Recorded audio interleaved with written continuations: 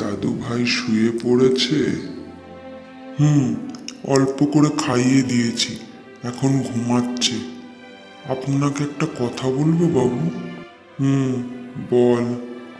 আমি একটা কবিরাজের সন্ধান পেয়েছি, সে নাকি খুব ভালো।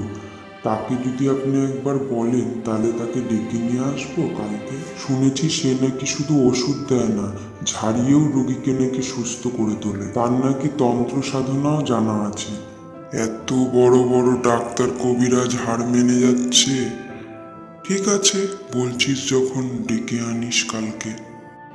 হ্যাঁ হ্যাঁ, আমি কালকেই যাব।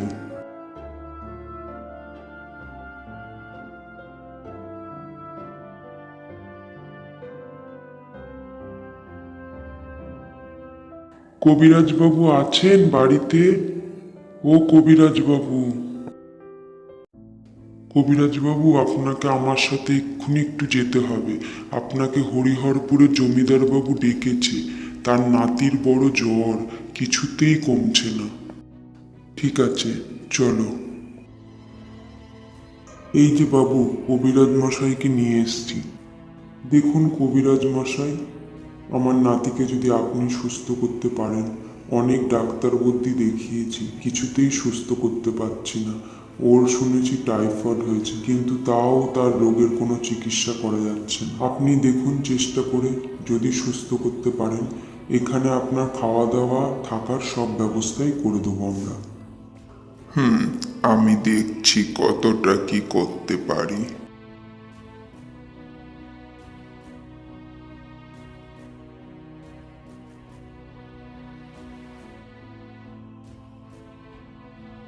এই তোর জ্ঞান ফিরেছে, আপনিই পারবেন ওকে সুস্থ করতে। এখন ওর কেবল জ্ঞান ফিরেছে, ওষুধ দিলে আশা করি তাড়াতাড়ি সুস্থ হয়ে যাবে। এই যে এই ঘরে আপনি বিশ্রাম নিন। রাতে কোনো অসুবিধা হলে আমাকে ডাকবে। বাড়িখানা যেন ঠিক ঠেকছে না, মনের মধ্যে কেমন একটা উথাল পাতাল করছে। কিছু যেন একটা অসংকেতের আভাস পাচ্ছি। কিছুতেই ঘুম আসছে না, অচেনা জায়গা বলে হয়তো। এত রাতে মাঠ দিয়ে একটা ভদ্র মহিলা এদিকেই আসছে দেখছি। কি ব্যাপার? কোনো ভয় ডরও নেই দেখছি। ব্যাপারটা তো ঠিক ভালো ঠেকছে না। সোজা দেখছি এ বাড়িতেই ঢুকে গেল, কোনো চেনা পরিচিত হবে হয়তো।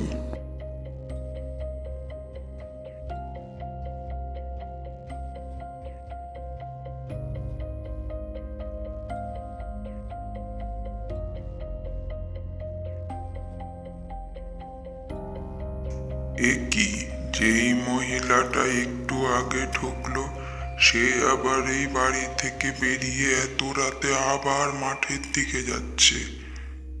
ব্যাপারটা কি? তাড়াতাড়ি চলুন, ছোট খোকা বাবু কেমন যেন করছে। কবিরাজ বাবু, ও তো সকাল থেকে ওষুধ খেয়ে ভালোই ছিল, দেখুন না কেমন যেন করছে। আপনি কিছু একটা করুন তাড়াতাড়ি।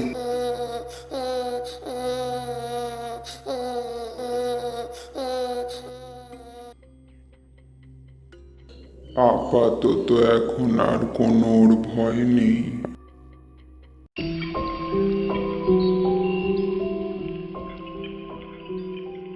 কালকে রাতে যা ভয় পেয়ে গেছিলাম। যাক, এখন ছেলেটা একটু সুস্থ আছে। আপনার ওষুধে কাজ হয়েছে। ওষুধে কাজ হয়েছে, দেখছি আর দুদিনেই মনে হচ্ছে সুস্থ হয়ে যাবে। হ্যাঁ, সেই আপনার উপরে পুরো ভরসা আছে। এ কি, আবার সেই মহিলাটাই এত রাতে মাঠ দিয়ে বাড়ির দিকেই আসছে দেখছি। কি ব্যাপার, ভয় ডর নেই দেখছি। একবার দেখে তো কোন ঘরের দিকে যাচ্ছে। ওমা, এ তো দেখছি ছোট খোকা বাবুর ঘরের দিকে যাচ্ছে। এত রাতে অসুস্থ ছেলেটার ঘরের দিকে কেন?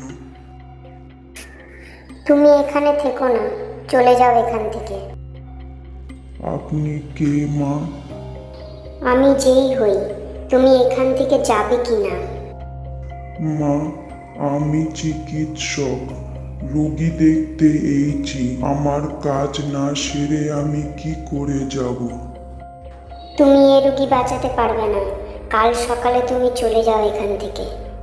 কি করে আপনি জানলেন রোগী বাঁচবে না? আমি ওর মা। ওর সৎ মা ওকে খুব কষ্ট দিচ্ছে, সেই কষ্ট আমি দেখতে পারছি না। আমি তাই তাকে নিয়ে যেতে এসেছি, নিয়ে যাবই। তুমি তাকে কিছুতেই রাখতে পারবে না। আপনি কোথায় থাকেন? আমি মারা যাওয়ার পরে আজ 4 বছর হলো ওর বাবা আবার বিয়ে করেছে।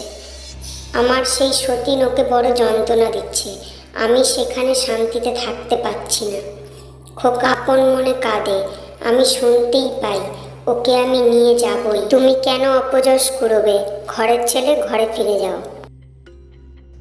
ও কথা বলবেন না মা। আপনি তার কথা চিন্তা না করলে কে চিন্তা করবে? সব দিকে বুঝুন, তার কথা ভাবতে হবে আপনাকেই। আপনি আজই সব বলছি তাকে খুলে। তার এ পক্ষের ছেলে মেয়ে হবে, তাদের নিয়েই থাকবেন তিনি। মা, একটা কথা। আমি জমিদার বাবু আপনার স্বামীকে সব বলি। তিনি তার ছেলেকে বড় ভালোবাসেন। ছেলেটিকে আপনি নিয়ে গেলে তার কি অবস্থাই হবে সেটা তো আপনার বিবেচনা করা উচিত। আমি আজই বলছি তাকে সব খুলে। যদি তিনি তার এ পক্ষের স্ত্রীকে বলে ছেলেটির ওপর অত্যাচার নিবারণ করতে পারেন, তবে আপনি আমাকে কথা দিন ছেলেটিকে আপনি নিয়ে যাবেন না। আমি সে চেষ্টা করি মা। করো। আপনার স্ত্রী এসেছিল আমার কাছে। তিনি আপনার ছেলেকে সঙ্গে করে নিয়ে যেতে চাইছে, কারণ আপনার এ পক্ষের স্ত্রী তার ওপর নাকি খুব অত্যাচার করে। তাই সে খুব কাঁদে, কষ্ট পায়। তাই তার ছেলেকে সে নিয়ে যেতে চাইছে। আমি জানি। আমি এই অসুখের সময় একদিন ওকে শিয়রে দাঁড়িয়ে থাকতে দেখেছি। আমি কথা দিচ্ছি, খোকা সেরে উঠলেই ওর মামা বাড়িতে রেখে লেখাপড়া শেখাবো। এ সংস্রবে আর আনবো না। আমার এ স্ত্রীকেও আমি শাসন করছি। আমি তাকে জানাবো, আপনি তাকে এ কথাটা জানাবেন।